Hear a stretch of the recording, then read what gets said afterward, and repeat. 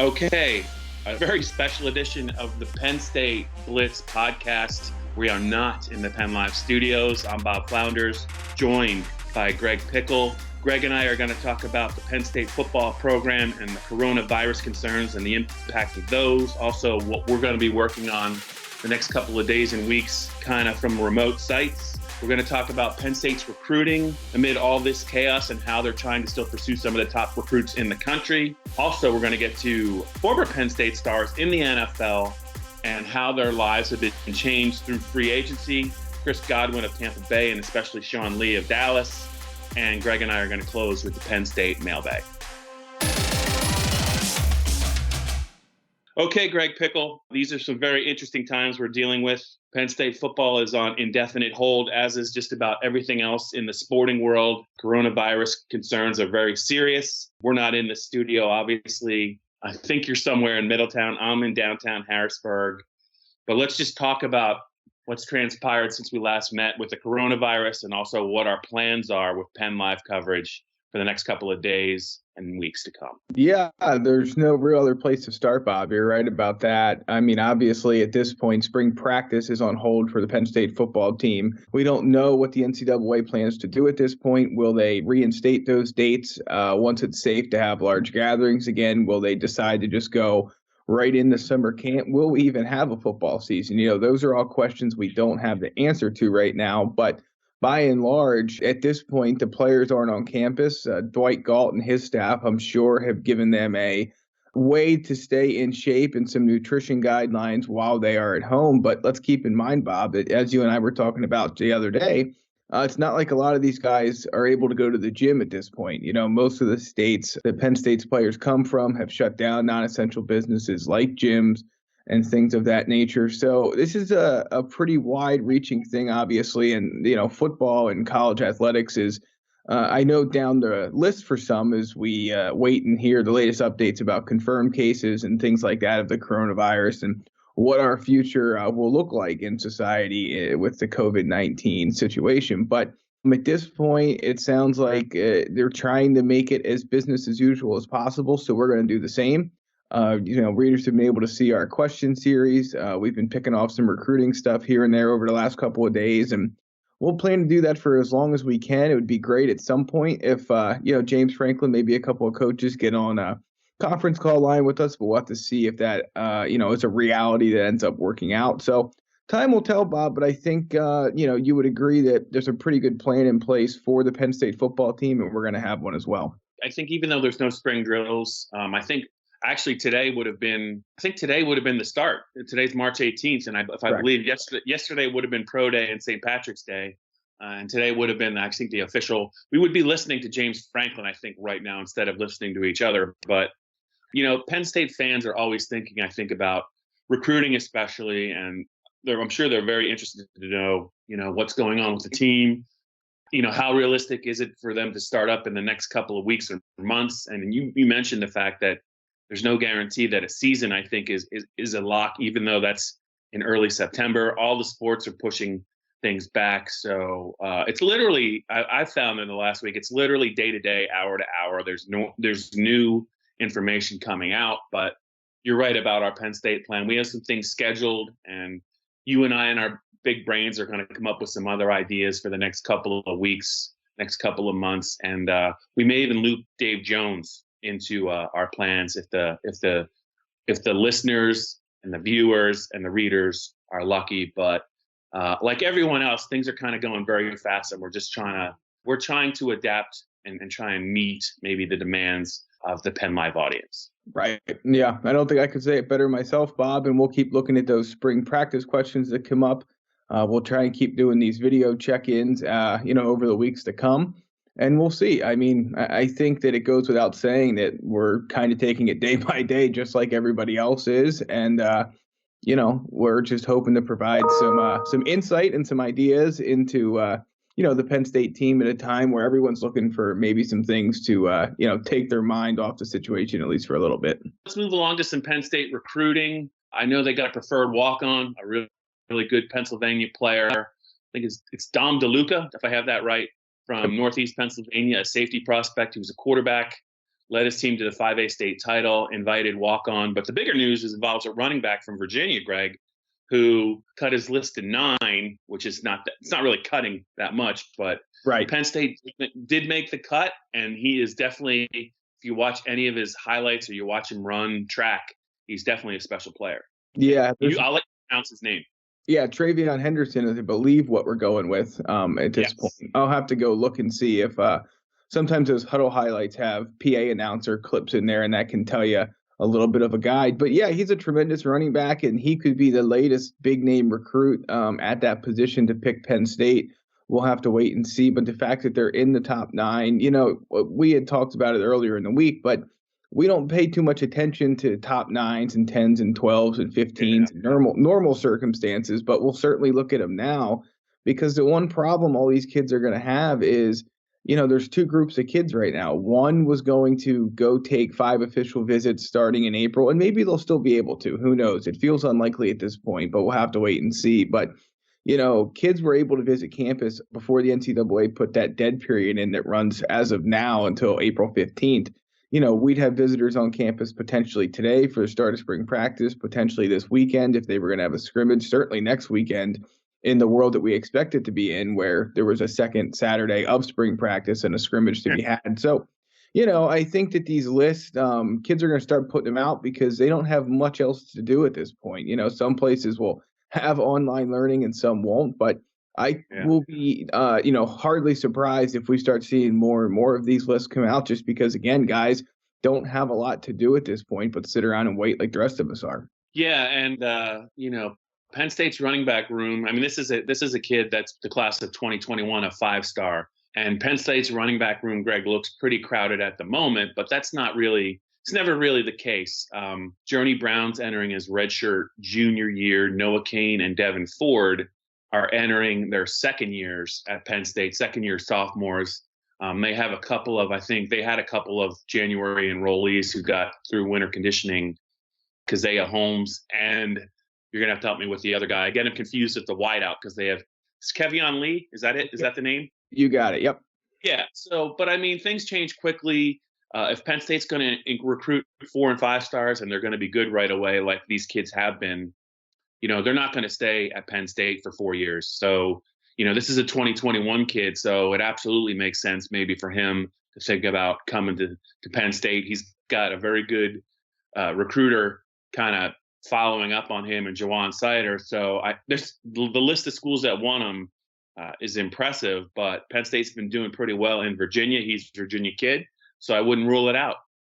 No, I wouldn't either. And they've had a lot of success in that area. The one thing they'll have to, focus on again, and the interesting thing about all this is that electronic communication is still okay. So how will Penn State differentiate itself with Henderson, with the running back in Virginia, with all of these guys, really? DeHaan Warren, the corner out of Lackawanna, Penn State's had a lot of success there. He's set an official visit for June if kids are allowed to take those then. But Oklahoma, Tennessee, and a few others are also in play as well. And, you'll have to really put a good message out to kids at this point almost every day and try and separate yourselves from a pack of coaches who are going to be putting out messages left, right, and middle, because there's not really any other way to try and stay in their recruiting hunt at this point, because you can't have kids on campus. It's like February all over again. And it puts Penn State at a pretty major disadvantage because of how many new coaches it has, the fact that it can't, we didn't even talk about the spring practice element of it, and Kirk Shiraka not being able to install his offense, and when will they get to that point where you can't show it to recruits either. So they'll have some issues on that end as well when it comes to especially recruiting offensive line and offensive skill players, because, again, there's no tape out there, and there won't be for the considerable future. It's time for a timeout on this edition of the Penn Live Penn State Blitz podcast. We'll be right back with the mailbag and other thoughts on Penn State football.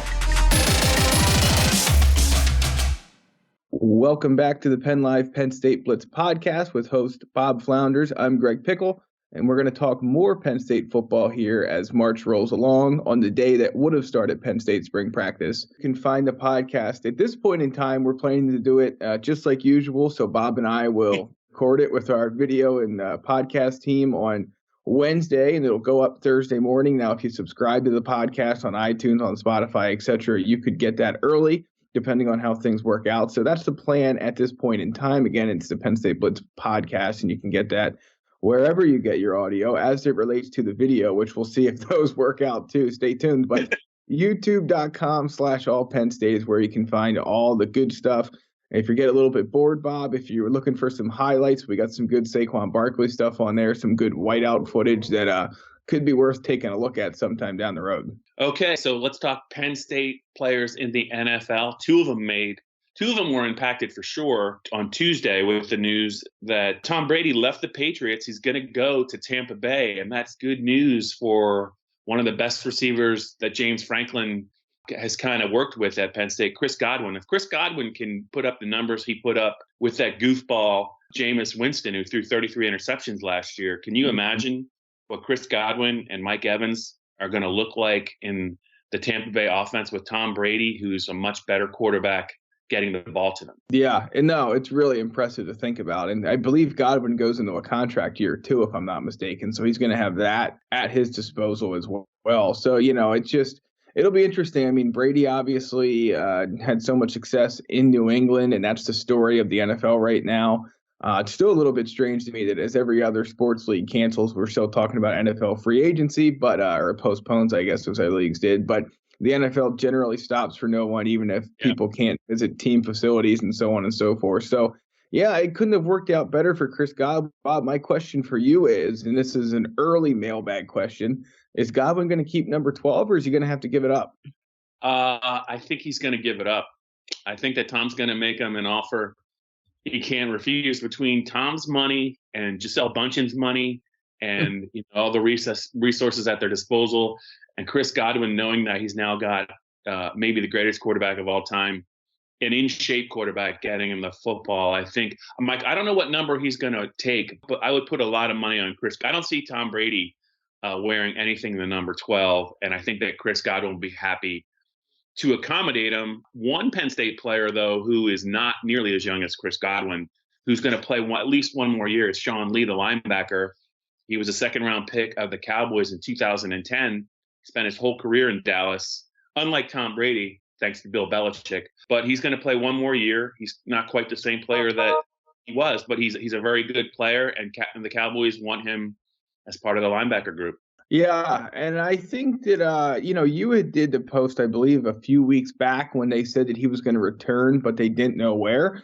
Yeah. And so I guess a return to Dallas always made a lot of sense, or at least it seemed like it did. He's obviously had to overcome a lot of injuries, as you mentioned, but he certainly has made a name for himself in this league and has had some very productive years, and hopefully he can have one more. I mean, this is a guy who, again, has overcome a lot, even dating back to his time at Penn State, and has really always found a way to make the best of it. So it was good to see that he got a lot of money. And then, Bob, I don't know if you it came across the wire before we started recording or not, but Carl Nassib signed a big deal with the Las Vegas Raiders too.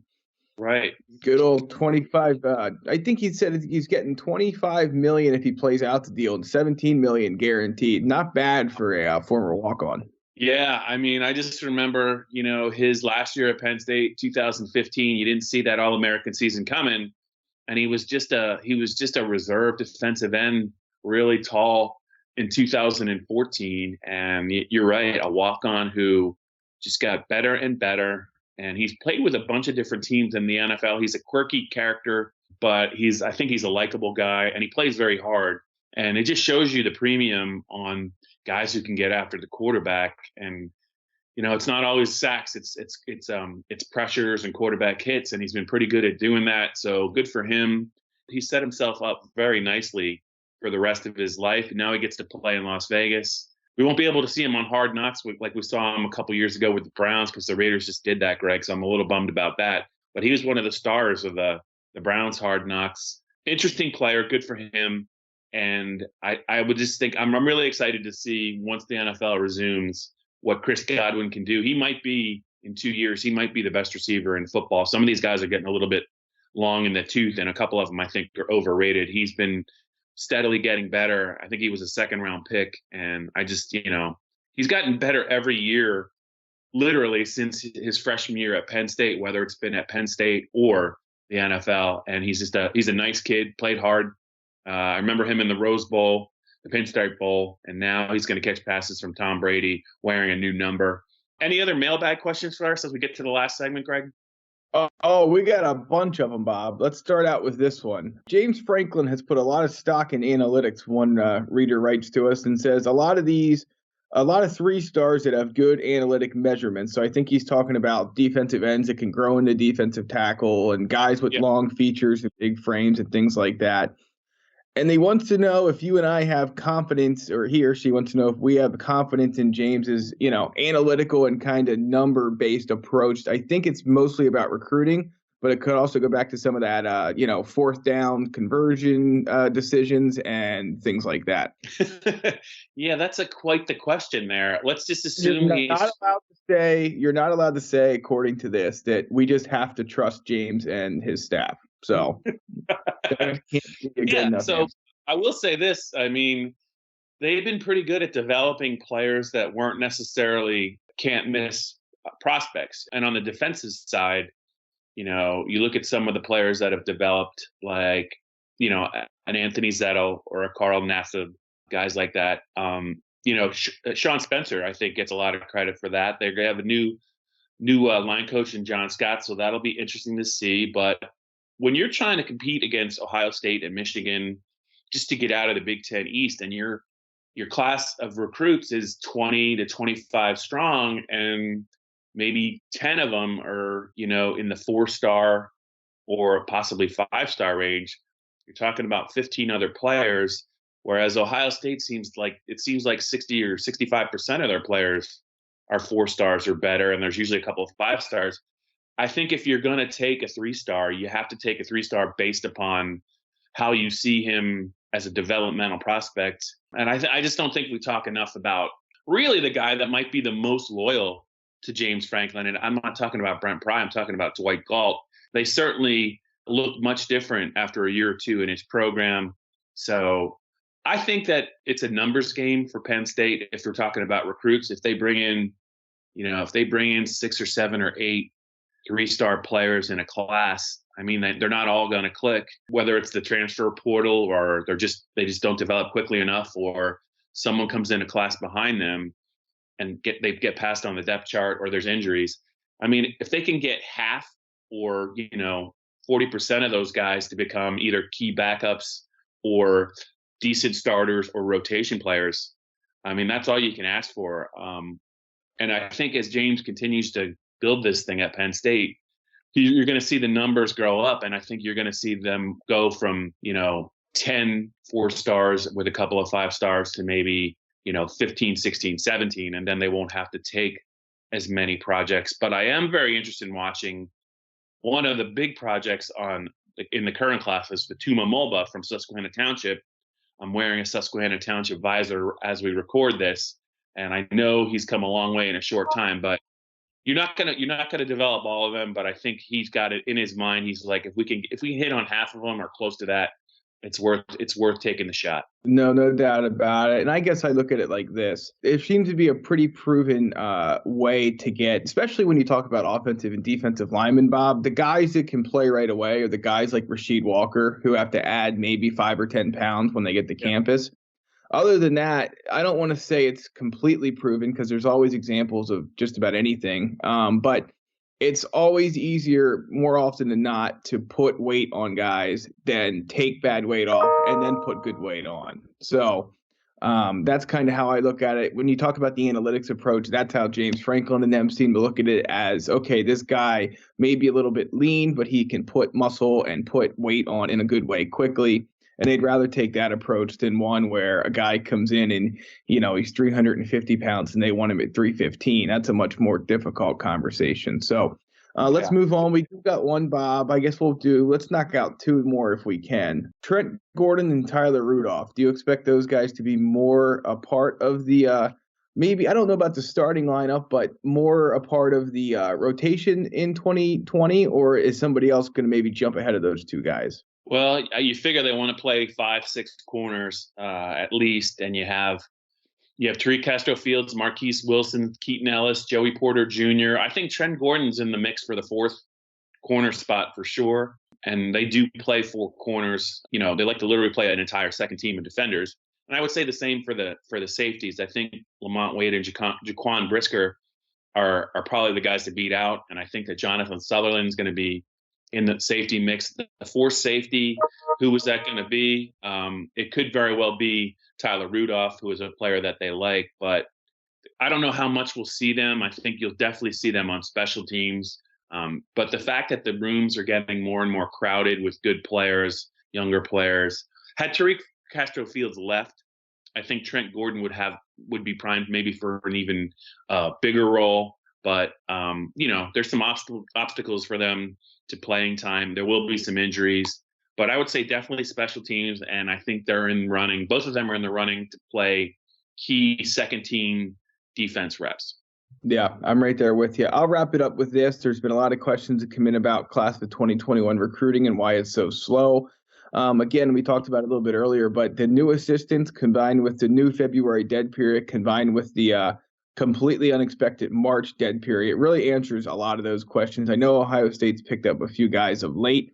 Those were guys they were going to land pretty much no matter what, and Penn State just doesn't have many of those at this point. So obviously the situation's unprecedented. We'll see, but I would say you have to have a little bit of confidence in James Franklin and his staff to be able to come through and finish this class out whenever it can be finished out, whether it's as expected in December or some other time. In flying colors. I think they've earned that sort of trust at this point, Bob. I think that you'll see the NCAA, if this drags out, maybe extend some things with regard to recruiting to give teams a chance maybe to catch up. But it's definitely a difficult time, especially, Greg, in Penn State's case, where they have a small class to begin with. There's some other schools, I think, that have maybe double digits in the 2021 class or close to it, and Penn State's nowhere near that. So unless they have some silent verbals already lined up, they're definitely going to be in a little bit of a catch-up mode. But James Franklin is nothing if not prepared when it comes to lists and recruiting. If you remember last year, late spring, they had a couple of really key decommits, and it looked like the class was kind of not falling apart, but it was going to be very subpar. And he quickly was able to scramble and kind of reload that class, and it turned into a pretty nice class. So I'm sure right now he's planning for contingency plans to make sure this class, once it's fully assembled, is close to what he envisioned it. Thanks for joining us on this week's edition of the Penn State Blitz. Don't forget to like, rate, and subscribe. Leave your feedback. And remember, if you subscribe, you'll get the podcast a day early. Otherwise, it's on Penn Live every Thursday. We'll see you next week.